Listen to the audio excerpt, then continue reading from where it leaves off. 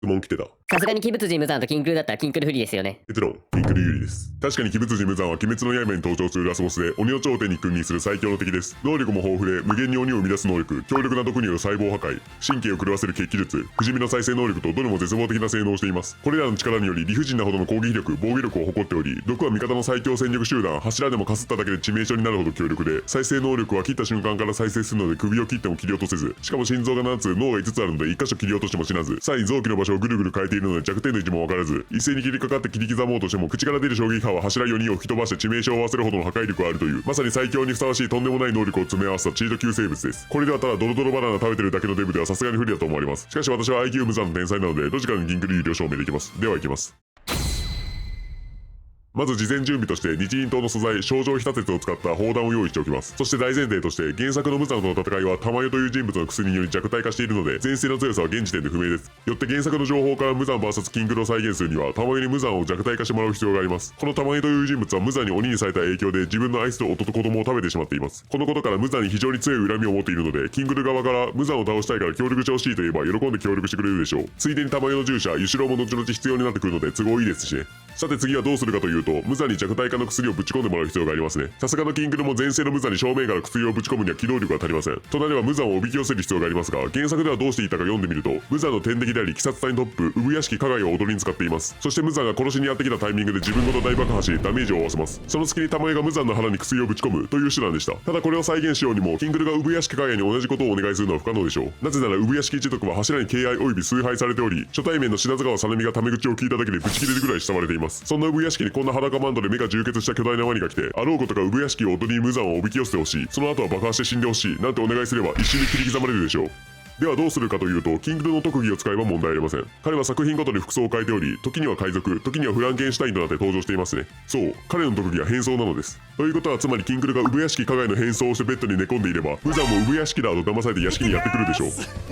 その後は原作通りに屋敷ごと爆破をし無惨がひるんでいるうちに玉井に薬をぶち込んでもらいます。この時キンクルも爆発で死んじゃうのではと思う方もいるかもしれないので実際にどうなるか検証してみます。まずスマブラでの爆発アイテムの中でアニメでの産屋敷ボンバーの描写と似ているものを探します。割と長めに爆発が持続しているのでこのスマートボムからどうでしょう。そしてステージは産屋敷家と雰囲気が似ているので三島道場にしましょう。それでは実際に大量のスマートボムを起爆し爆発に巻き込まれてみるとなんとバーストせずに耐えることができました。これが全キャラ2位の体重の力です。和也というヒョロガキは無様にバーストしていましたがキンクルは違います。これで産屋敷ボンバーに巻き込まれても耐えられることが証明されましたね。あとはこの爆発の隙をついて玉代が無惨に薬をぶち込みついでに浅草ニードルで無惨を拘束します。その後キンクルが走って戻ってくることになりますが原作通りだとここでキンクルを自身のアジトである無限城に落としてくるでしょう。そして無惨は繭を作り弱体化の薬の分解を始めます。その間誰も自分に近づけさせないために無惨の最強の精鋭部隊上限の鬼に護衛をさせるという流れになります。つまりここから無限城にてキンクル対上限の鬼が始まるわけです。では順番にキンクルと上限の鬼たちとの相性を見ていきましょう。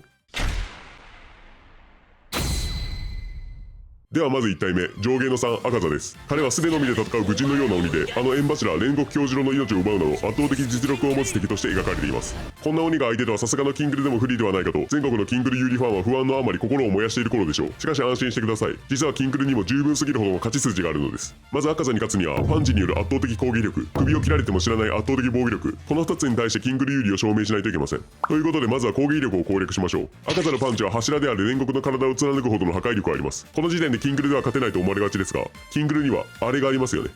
そうお腹アーマーです。これはスマブラで実装されたキンクルの固有能力で赤座の攻撃にも耐えることができます。本当にと疑う方もおられると思うので今からそれを証明していきます。まず和也を用意します。彼の横妻はデビルの力を借りた最大火力のパンチなのでこれをキンクルのお腹に当ててみます。普通に耐えますね。つまりこの時点でお腹アーマー大なり和也のパンチという式が成り立ちます。ということは和也のパンチが赤座のパンチより強ければお腹アーマー大なり和也のパンチ大なり赤座のパンチが成立しキンクルは赤座のパンチに耐えられるということが分かります。では実際にこの2つの原作での描写を見てみましょう。まず赤座のパンチの破壊力を見てみます。原作を見てみるとこのパンチは木造建築を破壊したりしてますね。これでもパンチにしては相当な破壊力を持っていますが次は和也のパンチの破壊力を見てみます。原作鉄拳8での全力のパンチを見てみるとなんと宇宙空間で大爆発を起こしてさらに隕石も落下させました。これはさすがに赤座のパンチより強いと言わざるを得ません。よってこの式が成立するため赤座の攻撃がお腹で耐えることができるのでキンクル有利です。続いて首を切られても知らない圧倒的防御力の攻略に移ります。基本的に鬼は日輪刀で首を落とされると消滅しますが、なんと赤座は首の弱点を克服しており、首を落とされても復活します。しかもただ死なないだけじゃなく、血気術という必殺技も普通に使ってきますし、柱の攻撃を体に何度打ち込もうとも無限に再生します。まさにチートと言える能力であり、日輪刀すら持っていないキングルでは勝つのは絶望的と言えます。ここで皆さんは炭治郎がやったように敗北を認めさせたら良いのではと思うことでしょう。しかし残念ながらそれは不可能なのです。なぜかというと、皆さんこの状態の赤座が敗北を認めたきっかけを思い出してください。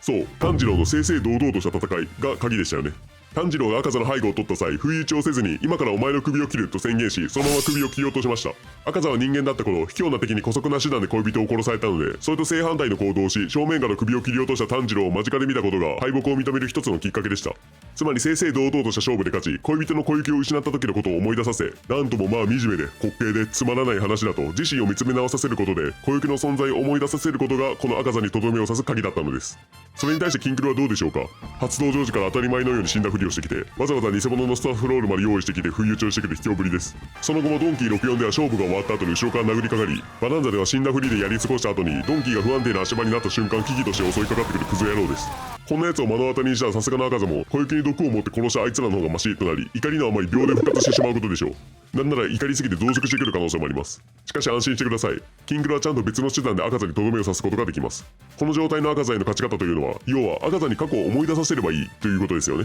それがキングルなら可能であることを今から証明します。では行きます。まず面々を用意します。そして赤座の前で面々とキングルを戦わせます。そうすればどうなるでしょう。 100% この崖はめをされる状況になりますよね。皆さんが親の顔より見たこの悲惨な状況、これを見た赤座はどう思うでしょうか。そう、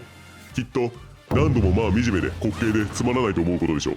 そうすれば、あれ俺昔同じことを思ったことあるなとなり、そのまま小雪のことを失ったこの時のことを思い出してくれます。あとはその小雪に任せていれば芋づる式にいろいろ思い出してくれて勝手に消滅してくれるでしょう。よって首を切られても知らない圧倒的防御力とキングルはキングル有利となるのです。これで2つとも有利を証明できたので、赤座対キングルはキングル有利です。ここまで順調ですね。では次行きましょう。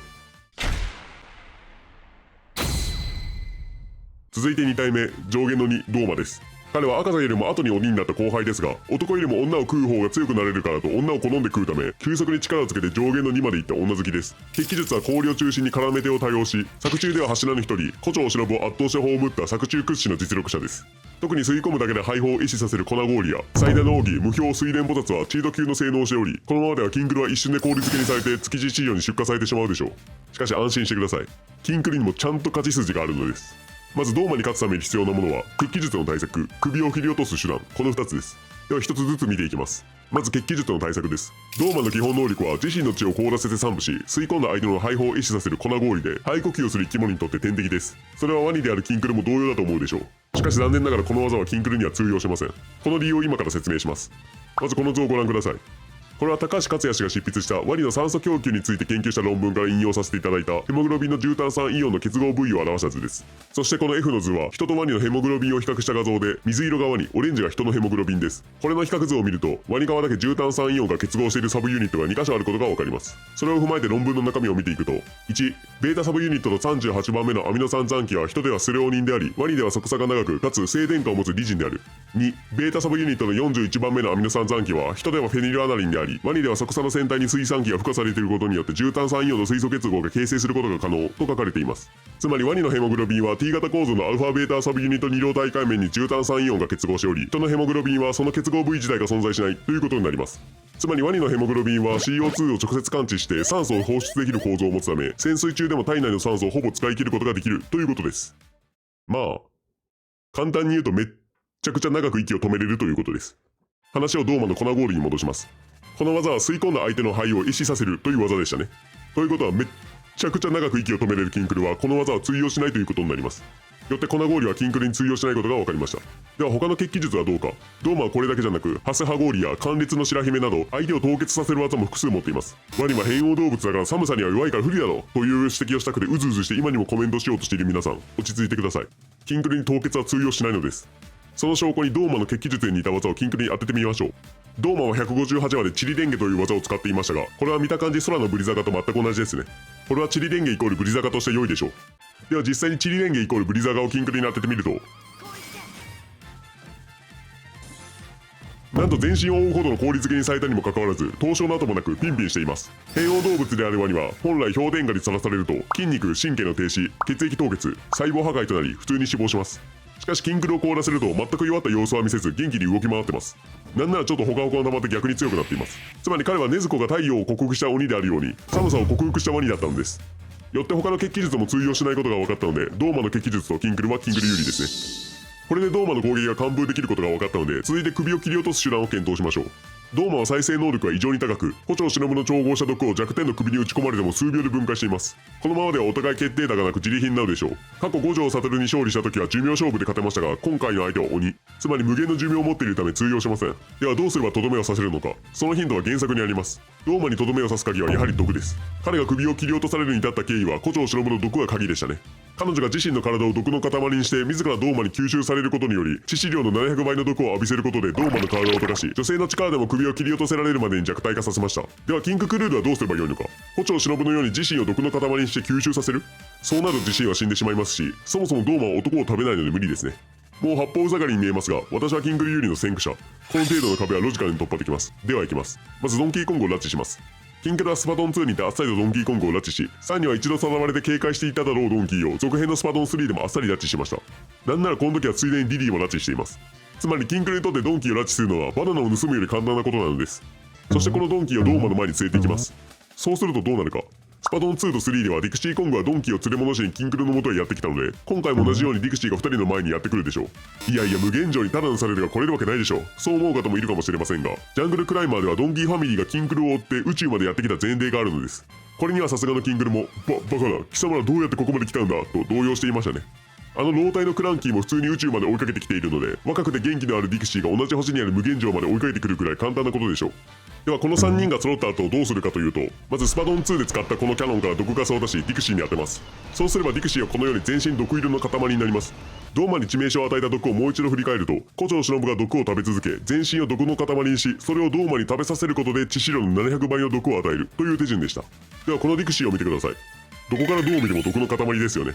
これをドーマに吸収させればかなりの量の毒を与えられることでしょう。では実際に何キログラムの毒の塊になっているか身長と体重から割り出します。ハイパー T さんのこちらの記事によると、スマブラのトレーニングモードのメモリは1メモリ10センチとのことなので、まずキンクルの身長をこのメモリから算出するとおおよそ210センチでした。そしてこの画像を見る限り直立した時のディクシーの身長はキンクルの3分の2程度と推測できます。キンクルの身長は210センチなので 210×3 分の2イコール140センチ、これがディクシーの身長ということになります。これは現実の類人猿の数字と非常にマッチしており、福岡市動物園のホームページによればチンパンジーの平均身長は140センチ、海外のこちらの記事によるとメスゴリラの平均身長も140センチと書かれています。そして気になる体重ですが、チンパンジーは140センチで50キロ前後、ゴリラは140センチで100キロ前後と書かれています。胡蝶忍の体重は公式設定で37キログラムであり、これが致死量の700倍と言っているので、これをディクシーに置き換えた場合致死量の何倍になるか計算します。ディクシーは公式でもチンパンジーかゴリラかはっきりしていないので、両方のパターンで計算すると、チンパンジーの場合体重50キロなので 50×700÷37 イコール946倍、ゴリラの場合体重100キロなので 100×700÷37 イコール1892倍。つまりディクシーを毒の塊にした場合、致死量の950倍から1800倍の毒になります。これはドーマもひとたまりもありませんね。ここまでの毒であればドーマを大幅に弱体化させることができますが、いやいやドーマがディクシーを食べるとは限らないでしょとそう思う方もいるかもしれません。しかしよく思い返してみてください。ドーマが赤座を抜いて上限の2になった理由を。そう、女性を好んで食べるんでしたよね。そんなドーマがこのパッチリお目目の可愛い女の子を放っておくわけがないのです。つまりキンクルがこの毒でディクシーを毒の塊にし、ドーマがそのディクシーを食べることで致死量の1800倍の毒を摂取させ、ドーマの体が溶けるという展開になるのです。ここまで来れば首を落とすまであと少しですが、ここで最大の障壁が立ちはだかります。そう、ドーマの最終奥義、武氷水蓮菩薩です。これは原作でも毒に侵されたドーマが最後に繰り出した技で、全身を一瞬で凍結させる冷気を出すだけでなく、圧倒的な質量による打撃攻撃まで兼ね揃えている、まさに最後の切り札です。こんな巨大な仏像の攻撃をかいくぐりながら逃げ回るドーマの首を落とすのは至難の技でしょう。しかもボサボサしているとせっかく与えたディクシーポイズンも時間とともに分解されてしまいます。これはさすがに厳しいかと諦めかけている皆さん、キンクルを甘く見ないでください。彼にはまだとっておきの能力があるのです。まず原作でつゆりかなおがこの水蓮菩薩をどう攻略したか見てみます。彼女はこの最終局面にて花の呼吸の奥義、対の型、彼岸主観を発動させます。これは血流を眼球に集中して動体視力を極限まで上げることで周囲の全ての動きを鈍く遅く見えるようにする技であり、これを使って睡蓮菩薩はドーマの動きを見切って接近し首を落とすに至りました。しかしこの技にはデメリットがあり、視神経が受ける負荷も甚大なあまり網膜血管が破裂寸前まで拡張し、胸膜が彼岸窓のごとく赤に染まってしまいます。原作でも一度使用しただけで右目が失明してしまいました。さてこのドーマの首を切り落とすに至ったこの鼻の呼吸対の方彼岸主眼、真っ赤に染まったこの目、どこかで見たことありませんか？そう、キンクルの左目です。彼の左目は常に血走っており、その理由は長らく謎のままでしたが、ここに来て理由がはっきりと判明いたしました。そう、キンクルの左目は常に鼻の呼吸対の方彼岸主眼を発動させていたのです。疑う方はこちらをご覧ください。これはつゆり可能が彼岸主眼を発動させた様子です。そしてこちらがキンクルの目です。照らし合わせてみると、なんと完全に一致しました。これは疑う余地がないですね。つまりキンクルはこの彼岸主眼でドーマに接近することが可能ということです。あとは首を切り落とすだけですが、ご存知の通りキンクルは刀が使えません。スマブラで刀を持たせてみると、他のキャラがかっこよく刀を振っているのに対してキンクルはアホみたいな振り方をしています。これではドーマの首は切れません。しかし動画の冒頭を思い出してください。事前準備していたものがありましたよね。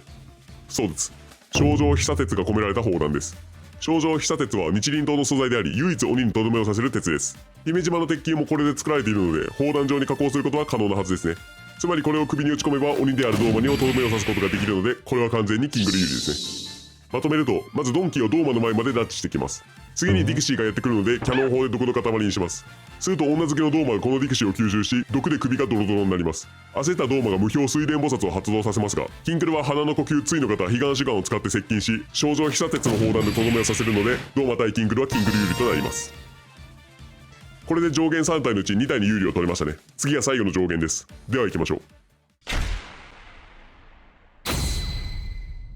最後は上限の1、国志望です。鬼仏寺無惨の配下の中でも最古参にして最強の鬼であり、その正体は作中最強の人物、次国頼一の兄です。作中では柱を3人相手取りながら上限の鬼を単独で倒すほどの実力者、時藤無一郎をあっさり葬るという、まさに最強の上限として恥じない実力者です。彼の戦闘スタイルを見てみると、特徴として全集中の呼吸を得得している点が挙げられます。これは彼が元鬼殺隊であるためと説明がありますが、ただ使えるだけでなく、なんと呼吸を極め、あざを発現させ、作中最強の奥義、透き通る世界まで得得しています。これは柱ですら誰も完全に得得できていない力にもかかわらず、彼はさらに鬼化により絶大な身体能力と再生能力まで得ているのです。実際に入れ替わりが激しい上限の中でも彼は数百年も序列1位を守っており、まさに無惨に次ぐ実力者と言えるでしょう。こんな化け物相手にキンクルが勝てるか疑問に思っている方もいるかもしれません。しかし安心してください。そんな国志望相手にもロジカルにキンクル有利を証明できます。まず原作での動きを見てみましょう。彼は月の呼吸という全集中の呼吸を用いて戦います。これは三日月型の斬撃や衝撃波を発生させる技で、攻撃範囲に特化した戦闘スタイルと言えるでしょう。これは柱最強と言われる岩柱、姫島行名ですら回避困難な非常に不規則かつ広範囲を誇ります。こんな広範囲攻撃を仕掛けられてはデブイキンクルでは避けきれないと思う方も多いでしょう。しかしキンクルはこの月の呼吸を下火で完封することができます。そんなバカな、できるわけないだろ。無防備な顔面に当たって終わりだろ。頭キンクルかよ。そうコメントしようとしている皆さん、お気づいてください。これにもロジカルな根拠があるのです。まずスマブラで月の呼吸を使えるキャラを探すとクラウドが該当しました。見てください、このリミット波攻撃。三日月型で月の呼吸そっくりですね。またサネミは月の呼吸について斬撃の周りに不規則で細かな刃がついていると言っていますね。これを踏まえて改めてリミット波攻撃を見てください。当たった後斬撃の周りに不規則で細かな刃がついていますね。これはもう月の呼吸確定です。ではこの月の呼吸をキンクルに打ってみると、なんと普通に反射できました。キンクルのシャビーや月の呼吸も反射できるのですね。ただ当然国志望もこのレベルの小さい斬撃だけではなく、このような巨大な斬撃も繰り出してきます。これも検証するために同じくらいでかい斬撃を飛ばせるキャラを探すと、アシストフィギュアのゼロが該当しました。彼は終盤になると必殺技ゲームゼロを出すのですが、見てください、この巨大な斬撃。これはもう月の呼吸8の方月流臨尾ですね。ではこれに下 B するとどうなるか。なんと普通に反射できました。そうです、これらは三日月型であることが原因なのです。三日月型であるということはこのように中央が出っ張っているということになりますが、これによりちょうどお腹の部分に最初に当たるので反射が成立しているのです。これが一無線の斬撃だと最初に足のつま先で当たって悶絶していたでしょう。つまり国志望は月の呼吸を極めてしまったのが運の月だったのです。さらに国志望は一度の技で無数の斬撃を飛ばしていますが、キンクルの下 B はカウンター成立時に全身無敵が発動します。この全身無敵は約30フレームもあるため、いくら不規則かつ広範囲の攻撃を繰り出そうとこの全身無敵でやり過ごせます。ここまで順調ですが、残念ながらキンクルの下 B にはカウンターが成立しなかった際の後隙というものが存在します。その隙の大きさはなんと34フレームと全カウンター技の中でダントツの長さです。これでは黒脂肪にフェイントをかけられるとこの膨大な後付けを晒してしまいそうですが、ここも実は問題ありません。なぜかというと、月の呼吸を含め全集中の呼吸は技を出す前に独特な呼吸音が発生します。黒脂肪も例外ではなく、彼が月の呼吸を出す前にはほーという呼吸音を発しています。ということは、この音が聞こえたら下 B を構えればよく、これがフェイントだとしても後付けを変えるためにはもう一度ほーという呼吸を挟まないといけないため間に合わないのです。つまり黒脂肪は月の呼吸を極めてしまった時点でキングルに一切攻撃を当てられない運命だったのです。ただ攻撃を対策できても相手は鬼なので首を切り落とさなければ永遠に勝てません。しかし黒脂肪は最強の鬼、首に近寄ることは非常に困難でしょう。実際作中でも最強の柱姫路山行明ですら近寄ることはできず、この鎖に繋がれた遠距離型の日輪刀で何とか首を落とすことができたくらいです。いくらキングルが鼻の呼吸対の方悲願志願を使えるとはいえ、毒で弱体化もさせていない上限の位置に近づくのは困難でしょう。一応銃を使えば遠距離から攻撃できるのは原野が証明してくれてますが、普通の銃では首を落とすほどのダメージを与えられないと説明されています。近寄れない、でも並大抵の銃では首を落とせない、こんなありさまで黒脂肪の首を落とすなんて不可能ですよね。さてどうしたものか。皆さんこれをよく見てください。これは原作で黒脂肪の首を落としているシーンなのですが、その時姫島が使っているこの武器の形、どこかで見覚えはありませんか？そう、これはスパドン2でキングルが撃っていたこの砲弾と全く同じです。これは勝ちましたね。さらにキングルはこの砲弾をありえない速度で連射しています。しかもよく見てください。この何度連射しても全く同じところに撃ち続けられる異常なほどのエイム力を。これであれば黒脂肪の首と全く同じ位置にこの砲弾を連射できることでしょう。黒脂肪の首を落とした姫島の日輪刀と同じ形状の砲弾、それを全く同じ位置に撃ち続けられるエイム力、この2つが合わせれば難なく黒脂肪の首を落とせるかと思われますが、これはキングル有利を証明する大事な動画。将来キングル有利学が生まれた時のために物理学と材料力学に基づいてしっかり検証します。やり方としては、最初に黒脂肪の首を落とした姫島の一撃の最大衝撃力 Fmax を算出します。この Fmax とキングルの砲弾の最大衝撃力 Fmax ダッシュを比較し、Fmax ダッシュの方が大きければキングルの砲弾を首を落とせるということになります。まず大事な前提として、姫島の日輪刀やキングルの砲弾、黒脂肪の首が男性体である必要があります。男性体とは簡単に言うと力を加えると変形するが、その力を取り除くと元の形状に戻る性質を持つ物体のことです。代表例だとバネやゴムが分かりやすいですね。バネを引っ張ると変形しますが、手を離すと元の形に戻りますよね。これが男性体です。私の知識では衝突する物体が全て男性体じゃないと計算できないので、一つずつ確認していきます。まずキングルの砲弾と姫島の日輪刀についてですが、実は金属も非常に硬いだけで男性体なんですよね。そして日輪刀は正常被砂鉄と正常非鉱石という火の光を吸収する鉄が原料だと説明されています。よって姫島の日輪刀もキングルの砲弾は鉄でできているので男性体ということになります。問題は黒脂肪の首です。鬼の首の原材料は全くの未知数なのですが、注意深く原作を読んでいると黒脂肪の首が男性体であることを示す非常に大きな頻度が隠されていました。このシーンをご覧ください。黒脂肪の首に姫島の一撃という大きな力を加えると切り落とされるという非常に大きな変形が起きました。しかしその後に放置、つまり姫島が加えた力を取り除くと、なんと首が元通りに復活しました。これは男性体の力を取り除くと元通りになるという特徴と完全に一致していますね。というわけで黒脂肪の首も男性体ということになります。これで衝突する物体が全て男性体ということが分かったので、ヘルツの接触理論を用いて計算していきます。まず姫島の一撃の最大衝撃力 Fmax からです。最初に鉄球の大きさを求めます。公式設定を漁ってもこの鉄球の大きさは書かれていなかったので、こちらの一番くじのフィギュアから求めていきます。姫島の身長は公式設定で220センチなので、鉄球の直径は目測で55センチとしましょう。つまり鉄球の半径 R は 27.5 センチとなります。体積は円球と仮定すると3分の 4πr の3乗から 0.087 立方メートルとなりました。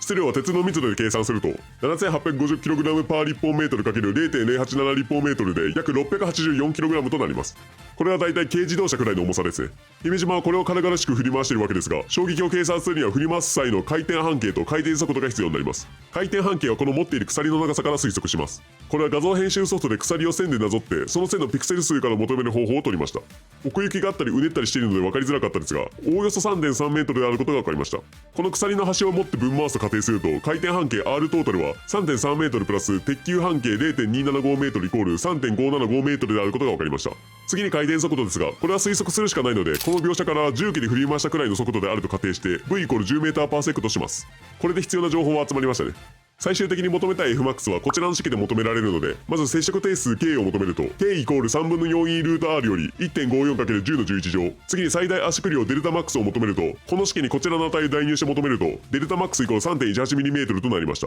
よって姫島の一撃の最大衝撃力 Fmax は Fmax イコール K× デルタマックスの 1.5 乗より2760万ニュートンとなりました。これは例えるなら大型ダンプカー数百台が一点集中で衝突するくらいの衝撃であり、姫島行明の強さが伺えますね。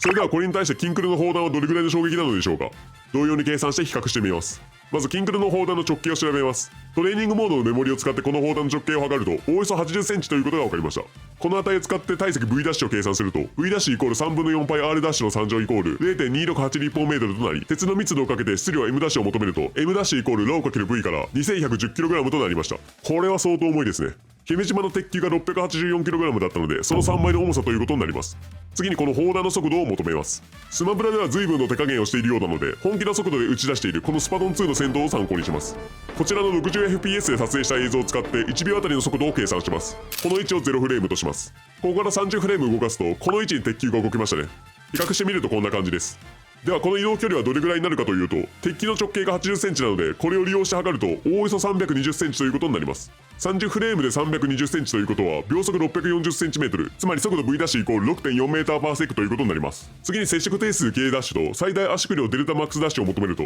K' イコール3分の 4E ルート R より 1.84×10 の11乗。このデルタマックスダッシュの式にこれらを代入して求めるとデルタマックスダッシュイコール 3.24mm となるので、キンクルの砲弾の最大衝撃力 Fmax ダッシュは Fmax ダッシュイコール K' ×デルタマックスダッシュの 1.5 乗なので3440万ニュートンとなりました。姫島の一撃 Fmax は2760万ニュートンなので比較するとキンクルの砲弾の一撃 Fmax ダッシュの方が大きいことが分かりましたね。よってこのキンクルの砲弾は黒脂肪の首を切り落とした姫島の一撃よりも威力は大きく、なおかつ全く同じ位置に連射できるためキンクルは黒脂肪の首を落とせるということになります。これでキンクル対黒脂肪はキンクル有利を証明できたと思いきや、さすがは上限の1、これだけでは終わりません。首を落とされた後の原作での動きを見てみると、首を切られてもなお負けを認めず動き続け、なんと首までも再生し復活したのです。もはや不死身の化け物となった黒脂肪、無限の再生力、無限の体力、そして弱点の首も克服したまさしく最強の生物となりましたが、意外にも原作でのその最後はあっけないものでした。彼は凄まじい執念で復活を遂げたものの、死なず川の刀に映った自分の姿を見て絶句します。なんだこの醜い姿は。侍の姿か、これが本当に俺の望みだったのか。そして過去を思い出しながら自問自答を繰り返します。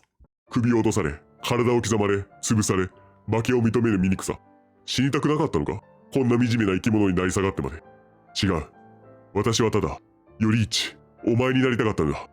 彼はあまりにも眩しく優秀すぎる弟、頼一に対する激しい嫉妬心をここで認めました。彼は呼吸を使えるほどの鬼殺祭司だったにもかかわらず、妻と子供を捨て、人であることをすら捨てたのは死にたくないわけでも、強くなりたかったわけでもなく、ただただ弟、頼一のような強く優しい人間になりたかったんです。そして彼の脳内にこれまでの頼一との思い出が次々と蘇り、自分は何者にもなれなかったと悟り、消滅していくのです。つまり憧れの弟、頼一とはかけ離れた化け物になった自身の姿を見せることが最後の勝利条件だったのです。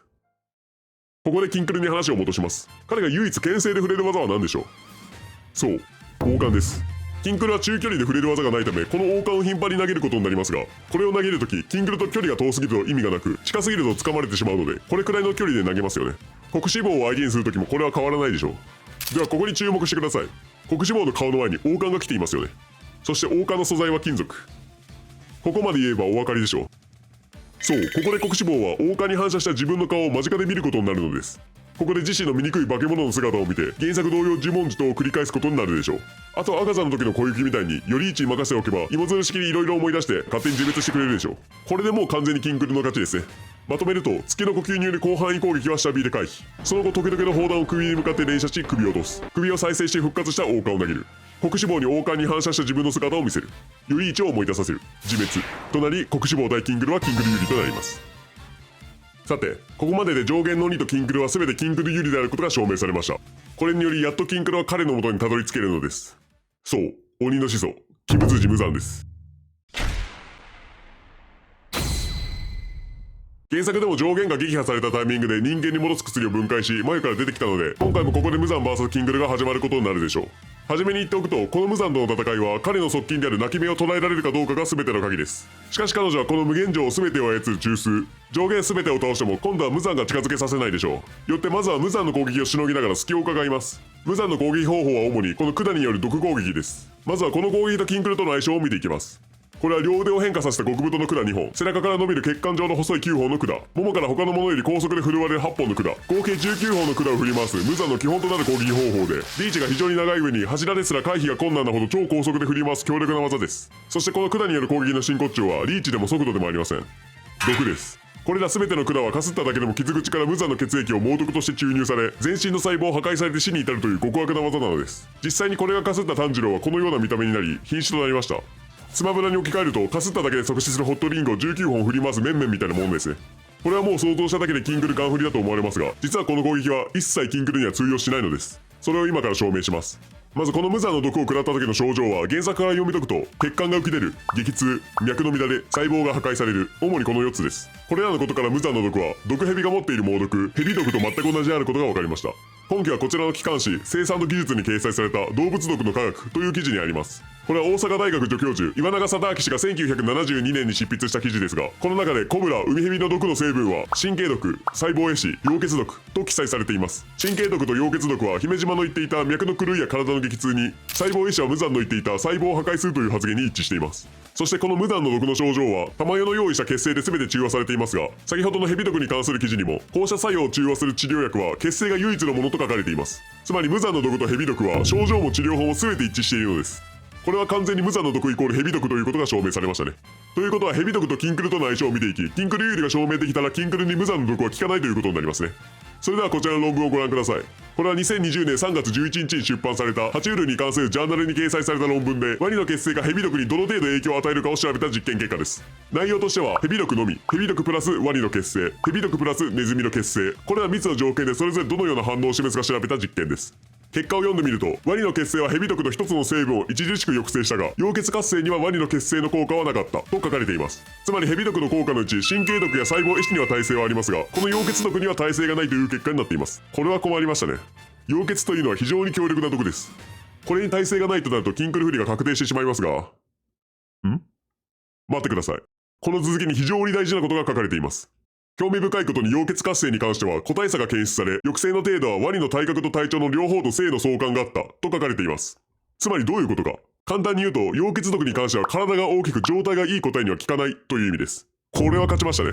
体の大きさはもはや言うまでもなく、キンクルはスマブラで全キャラトップの体のデカさを誇っています。さらに状態の良さもキンクルはトップクラスで、ファミリーベースボールでジャンプさせるとありえないぐらい飛び上がるほど状態がいいです。これはもう体が大きく状態がいいワニと言えますね。つまりキンクルには溶血毒も効かないことが分かりました。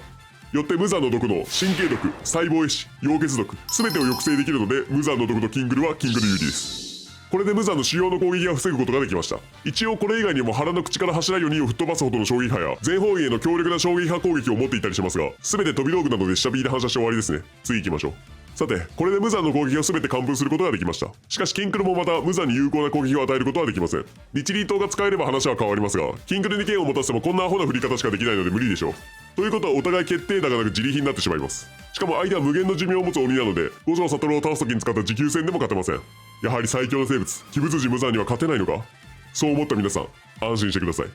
ここで毒や衝撃波をしのいで時間を稼いだことに意味があるのです。皆さんは私が最初に言ったこの戦いの鍵と呼んだ人物を覚えていますか。そう、泣き目です。彼女は無限城全てを操る能力があり、任意の人物を転移させることができます。彼女を味方にできれば、キンクルは無残を倒す切り札を得ることができるのですが、当然彼女は無残の部下であり、鬼なので味方にはなってくれないでしょう。しかしすでに、キンクルは泣き目を強制的に操る手段を持っているのです。皆さん、玉代を仲間に引き入れた時、私が言った言葉を覚えていますか。ついでに玉代の従者、ユシロウも後々必要になってくるので都合いいですしね。そうです。玉代の従者、ユシロウです。彼は原作にて柱が無残の木を反らしている隙に泣き目に近づき脳を乗っ取っていました。そして無限城を操り無残を地上に送り込んだのです。となれば今回もキンクルが無残と戦っている隙に泣き目を乗っ取ってくれるでしょう。ただ今回の無限城の行き先は地上ではありません。どこか。先ほど私が言った無残を倒す切り札がある場所です。その場所の名前は星の中心。そう、バナルートがある場所ですね。知らない方へ補足しておくと、このバナルートとはドンキーコングバナンザで登場した何でも願いを叶えてくれるいわばシェンロンみたいなやつです。バナンザではキンクルがこれを手に入れキングロットンクルールという強化形態になりましたが、このバナルートがある場所こそが星の中心なのです。つまりユシロに泣き目を操ってもらい、そのままキンクルを星の中心に転移してもらいます。そしてバナルートを手に入れ、このキングロットンクルールになることが今回の切り札だったのです。泣き目を使わずに正面からバナルートを取ろうとすると、またこんな風に封印されてしまいますからね。これでまた泣き目を利用して無残のところに戻ればと言いたいところですが、相手は無残、そう簡単にはことは運びません。原作でも泣き目が乗っ取られたことをいち早く察し、取り返せないことを察するや否や泣き目の頭部を破壊し無限城を放棄しました。今回も同様に泣き目はすぐ破壊されてしまうことでしょう。となればキンクルは星の中心に取り残されることになりますが、安心してください。キンクルはバナンザにてこのフライングバックパックのみで星の中心から地上に帰ってきた実績があるのです。つまり今回もこの勢いですぐに無惨のいる場所に舞い戻ってくるでしょう。そしてついにキングロットンクルール VS 鬼舞辻無惨の決戦が始まるのです。ではここで一度 VS 無惨の勝利条件をおさらいしましょう。無惨に勝つ方法は1、太陽光で焼く、もしくは2、格闘で12箇所の弱点を潰す、この2つです。まず1、太陽光で焼くですが、これは不可能ですね。原作では炭治郎が刀で無惨を壁に突き刺し拘束することで太陽光を浴びせましたが、これと同じことをキングルがやろうとしてもこんなアホみたいな剣の振り方しかできないので不可能です。1は諦めましょう。では次に2、格闘で12箇所の弱点を潰すを検討します。まず格闘とは何かというと、これは日輪刀の原料である晶状飛砂鉄と晶状飛鉱石に宿る太陽の熱を極限まで引き出し刀身に宿した状態とされています。つまり鬼の弱点である太陽光を刀身に宿らせたというわけですね。そしてこの格闘の効果は鬼に激痛を与え動きを止める、鬼の再生を遅らせる、主にこの2つであり、無惨も例外ではありません。本来無惨は切った瞬間から再生するので弱点を切っても意味はありませんが、この格闘であれば効果があります。そしてこの格闘で無惨の7つの心臓、5つの脳、合計12箇所を切りつければ再生する前に全ての弱点を潰すことができ、無惨を倒すことができるという流れです。つまりこの2の方法で倒すにはキンクルが格闘を使うことが必須条件です。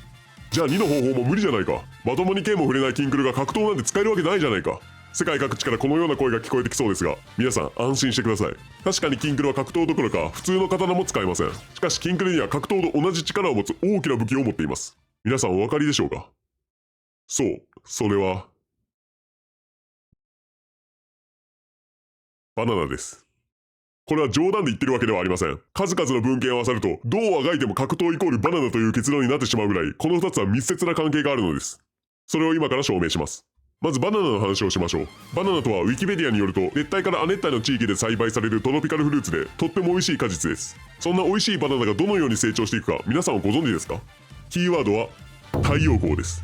バナナはもともと縦長でこのようにぶら下がっていますが、あまり太陽光が当たらないバナナはなんと地面ではなく太陽の方向に向かって重力に逆らうように回転し成長するのです。これはバナナがより多くの太陽光を吸収するための特異現象と言われており、負の重力屈性ネガティブジオトロピズムと呼ばれています。そしてこの負の重力屈性ネガティブジオトロピズムが起きる果実が他に何があるのか、世界中の記事やニュース、学術論文を徹底的に調べ上げた結果、なんとバナナ以外に見つかりませんでした。つまり世界中の果実の中で最も太陽光を吸収しているのがバナナということになるのです。そしてロットンクルールが繰り出すこの黒い物体は何か覚えていますか？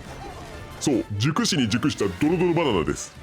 ということはただでさえ太陽光を最も多く吸収するバナナの中でも極限まで太陽光を吸収した個体こそがこのドロドロバナナの正体なのです。こう断言できる根拠は他にもあります。ロットンクルールとの戦闘中、このドロドロバナナに触れたドンキをよく見てください。本来ただの完熟バナナなんて触ってもちょっと不快なだけですが、なんと軽く触れただけでめちゃくちゃ熱がり操作不能になってまで動き回ります。そしてこの反応はこの灼熱の溶岩に触れた時と全く同じなのです。つまりこのドロドロバナナの正体は太陽光を極限まで吸収圧縮し溶岩のごとく熱を帯びたバナナと言えるのです。そして格闘の正体を思い出してください。これは日輪刀の原料に宿る太陽の熱を極限まで引き出し刀身に宿した状態でしたよね。そうです。この特徴はこのドロドロバナナの特徴と全くと言っていいほど一致しているのです。よってドロドロバナナイコール格闘ということが証明されました。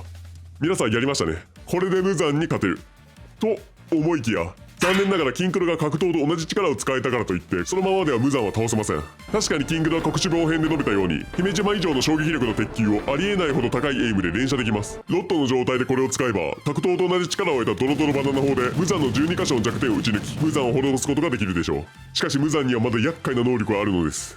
それはこの臓器移動です。無惨は弱点である脳と心臓の場所を流動的に動かすことができるため、一度臓器の場所を覚えても意味がありません。この移動する臓器を正確に撃ち抜くには己を極限まで極めることへ到達できる生物の究極の境地透き通る世界を習得しなければなりません。この透き通る世界とは一種のゾーンのようなもので、炭治郎の父親曰く無駄な動きや感覚を削ぎ落としていけば最小限の動作で最大限の力を引き出すことができる。頭の中が透明になると透き通る世界が見え始めるとのことです。つまり極限の集中力で相手の体が透けて見えるようになるということですね。実際に炭治郎の父親は日の神神楽という舞を何度も反復して同じ動きを繰り返すことで極限まで集中し透き通る世界に入るに至りました。そしてこの透き通る世界に入ったものは闘気を完全に消すことができ、これにより炭治郎は赤座に感知されることなくあっさり背後を取っています。まさにチートな能力ですが、これは柱ですらごく一部の人間しか使えず、常に使える鬼殺隊は主人公竈門炭治郎、最強の柱姫島行明、作中最強の男次国頼一の3名のみ。そして鬼ですら使えるのは上限の1国志望ただ1人でした。そんな究極の技術をキンクルが習得できるわけないじゃないか。仮にできるとしても習得している間に無残に握られて負けじゃないか。そう怒ってがっかりしてメソメソしている皆さん、安心してください。実はキンクルはすでに透き通る世界を習得しているのです。何をバカなことを。そんな風に疑っている皆さんへ証拠映像をお見せします。これはスパトン2での最終決戦の様子です。ここまでは普通に戦っていますが、なんとここでキンクルが急に透明になりました。そして音も気配も何もかも消した状態で近づき攻撃してくるのです。そう、これはまさしく透き通る世界を習得して赤座の背後を取った炭治郎と全く同じなのです。赤座はあの時目の前に炭治郎がいることを認識しながらも反応できず、あっさりと首を切られました。あれは炭治郎が透き通る世界に入っていたため存在を認識できなかったからです。つまりこの時のキンクルも透明になったわけではなく、透き通る世界に入ったため我々プレイヤーにも認識できなくなっていたのです。これはもう証拠として十分な気がしますが、まだこの大きなマントや帽子が広角迷彩となっている可能性もあるので、他の作品での様子も見てみます。これはドンキー64での最終決戦での様子ですが、この時のキンクルは先ほどのような大きなマントではなく、ぴったりと体にフィットしたシングレットを着ています。これでは広角迷彩があったとしても服に仕込むことはできませんね。仮に薄型の広角迷彩があったとしても、使う時にはスイッチか何かを押す仕草があるはずです。それを踏まえてしばらく様子を見てみると、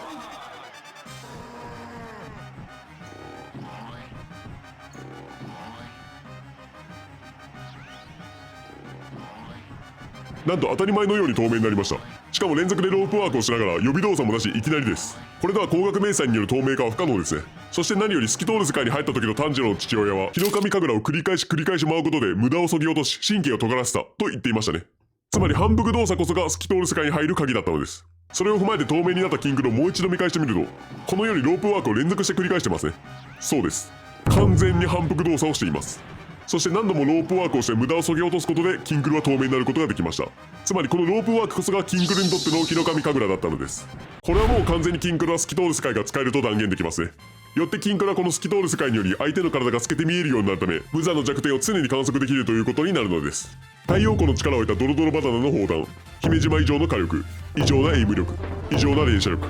そして透き通る世界。キンクルにはこれだけの力が宿っていることが分かりました。これだけ揃えばあとは仕留めるだけです。透き通る世界で無残の流動する弱点を観測し、白桃と同じ力をまとった砲弾を連射し、無残の12個の弱点を全て撃ち抜くので、鬼物寺無惨 VS キンクルはキンクル有利となります。皆さん長時間お疲れ様でした。前半忘れた方も多いと思うので、まとめとともにこの動画を振り返りましょう。まず最初にキンクルが産屋敷加賀への変装をして無惨をおびき寄せます。